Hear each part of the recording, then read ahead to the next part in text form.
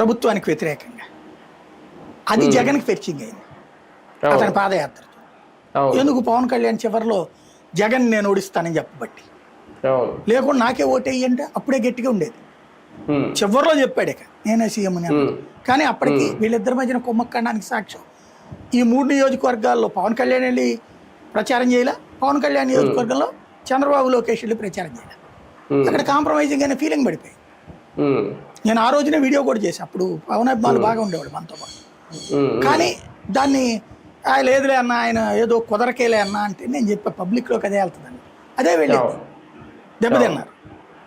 అట్లాగే ఇప్పుడు తెలంగాణలో డిపాజిట్లు కూడా కరువైంది కాంగ్రెస్ పార్టీకి లాస్ట్ 2023 ముందు. బండి సంజయ్ సృష్టించినటువంటి ఒక విప్లవం మంచి గ్రిప్ వచ్చింది. చివరిలో బండి సంజయ్ తీసి ఎప్పుడైతే పక్కన పెట్టారో ఆ ఇంపాక్ట్ రేవంత్ రెడ్డి కొట్టుకుపోయాడు.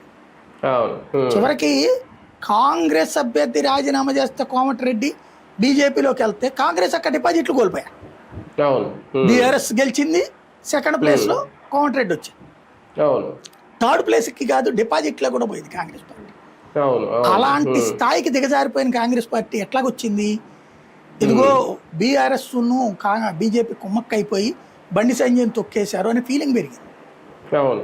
దాంతో బీఆర్ఎస్ మీద ఉన్న కోపం బీజేపీ మీదకి మళ్ళీ కాంగ్రెస్ పార్టీ అధికారంలోకి వచ్చింది. ఇప్పుడు మొన్న డిఎంకేకి సంబంధించి ఏఐఏడిఎంకేకి జరిగింది.